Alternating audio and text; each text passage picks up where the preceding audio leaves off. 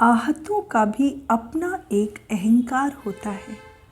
आहतों का भी अपना एक अहंकार होता है और खामोशी का भी अपना एक संस्कार होता है।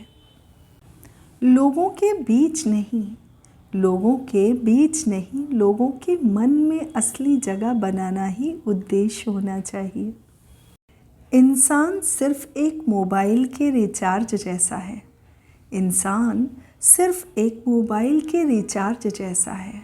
वैलिडिटी खत्म होते ही सब खत्म हो जाता है। किसी किताब का बार बार पढ़ा जाना,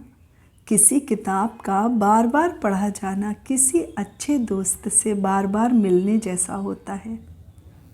जो लोग सदैव अपने ही गुणों की प्रशंसा बार बार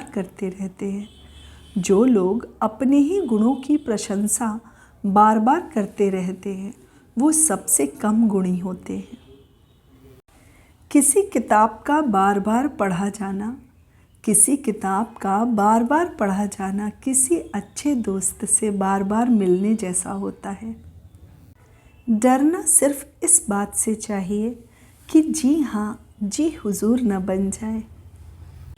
महान कार्य और छोटे लोग दोनों साथ साथ नहीं चल सकते। अज्ञानता बदलाव से हमेशा डरती है। किसी ने बहुत सही बात कही है कि संकट के वक्त हर छोटी बात मायने रखती है।